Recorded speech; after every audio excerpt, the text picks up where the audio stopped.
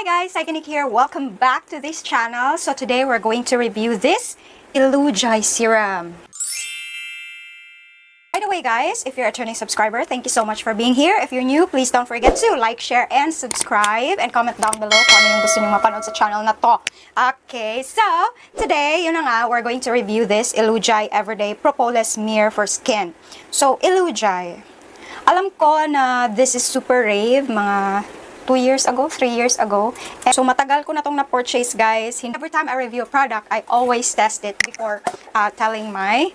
Bihira lang yung hindi ko talaga tinitest, especially if excited ako, like mga foundation. Mag-i-initial review tayo niyan, but then we're going to do a full review talaga. But this ELUJAI, hindi ko na-update agad kayo kasi nga gusto ko siyang matest muna. By the way, doon ko to siya nabili sa Koreana Beauty Shop. So, ilalagay ko dito. And, mostly, ni-research ko siya. Nakita ko kasi ito sa TikTok. And, talaga makakabudol itong TikTok, no? So, sanabi ko, i-try ko nga to. Baka maganda to siyang pang-moisturizer sa face ko na hindi nag-small bumps yung mukha ko. Kasi, prone yung, my face, sorry ha, masakit kasi yung dito ko. Kasi, binunutan ako ng ipin. Aray, sakit. Like, yun naman tong video na to. So, yun na nga guys. Doon ko to nabili sa Koreana Beauty Shop. Ilalagay ko yung logo nila dito para naman hindi kayo malito. I did a little bit of research and mostly sa mga authentic na ELUJAI, sinasabing authentic na ELUJAI, kasi marami daw mga fake. This cost, sinasabi dito na skincare benefits, acne, and it can control your acne, blemishes. This is an anti-aging, ang hirap magsalita, besh. It can lessen your dark circles, dark spots, hyperpigmentation, fine line, wrinkles, and sinasabi din dito, proven and effective for lightening melasma, freckles, skin pigmentation, pimples, scars, dark spots, yung na-mention ko kanina, eye bags, and skin whitening. So, benefits of propolis on skin due to its antibacterial and anti-inflammatory properties. Propolis is said to speed up wound healing process. So, said to be effective in reducing signs of cold sores. Paano ba yun? Okay, minor burns. How to use it? So, half lang ng dropper in a palm and spread it all over your face. So, it's best for morning and evening. Ito na nga. On my experience, charot. For me, parang authentic naman talaga siya kasi when I use it, marami akong nakita na review na sinasabi nila na ang tagal daw mag-penetrate sa skin. But on my own experience, kasi ginagamit ko siya morning and evening, so ginagamit ko siya now as my moisturizer. So, what I normally do, so first thing in the morning when I wake up, I wash my face with the tea tree oil. Yun nga, tea tree oil na facial cleansing wash, and then the toner, and then moisturizer. Simple lang yung ginagawa ko as of the moment kasi pandemic. I don't want to irritate my skin kasi mahirap na wag tayong labas ng labas kasi it's very dangerous outside right now because of the pandemic. So, second is, pagkatapos ko ng toner, I usually use it as moisturizer. Supposedly, this is just a serum or propolis, but then I use it as a moisturizer because I find it effective on my oily skin. I find it effective. Ganda siya sa face ko kasi yung consistency niya, pakita ko sa inyo ha. Ito yung bottle, di ba? Pag inopen mo siya ng ganyan, yan meron. I hope na makikita nyo, besh. Yung consistency niya, parang watery, na hindi naman super watery talaga. Kasi, tingnan nyo. Ito, meron dito. Ay, sayang. Lagay natin sa ating katawan. Okay. Yung consistency niya is hindi super watery, pero merong konting lagket, merong konting hold.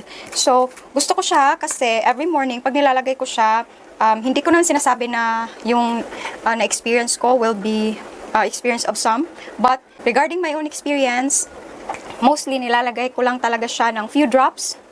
Isa dito, and then sinispread out ko siya. And ang dali niya talagang mag-absorb sa aking face, and it leaves my skin super plump, which is I super love. But then, ito yun, hindi siya sticky. And, basta, gusto ko siya sa face ko.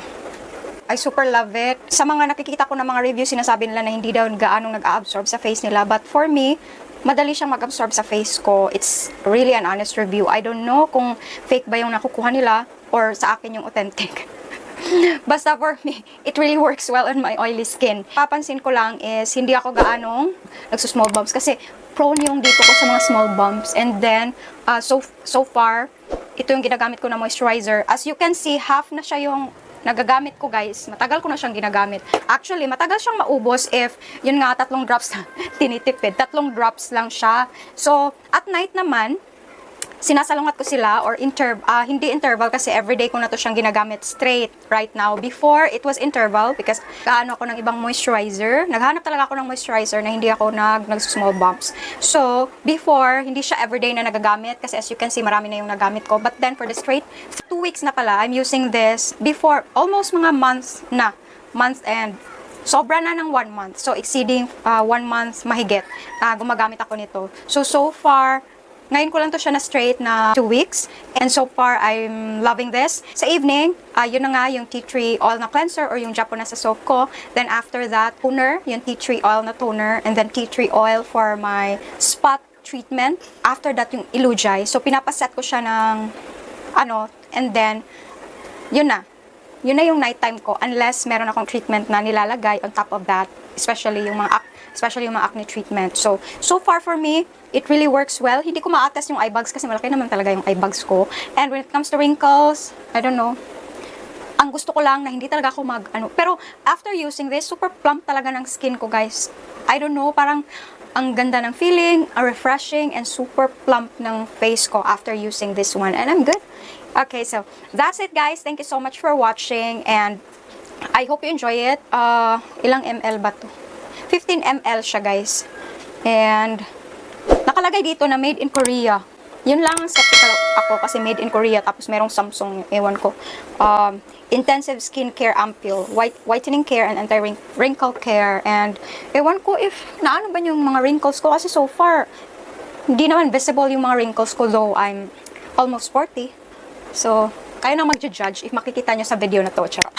Okay. Okay. So, thank you so much, guys, for listening to my mga chika. So, I hope you're going to like, share, and yun na nga, wala pala talaga akong conclusion, no? So, my conclusion is this is 8 out of 10 kasi hindi ko man talaga ma-share. Yung whitening naman, not really into whitening kasi, but it adds up. Talagang it adds up sa mga skincare routine ko, and if it works for me on my oily skin, it doesn't say na it will work for you. Iba-iba tayo ng mga skin, but for me, it really works well. My number 1 problem talaga is magsusmall bumps yung face ko kapag merong maling reaction or hindi siya nagugustuhan ng skin ko, but so far ito hindi siya. Thank you so much for listening, and bye-bye for now. See you soon. God bless. Sarang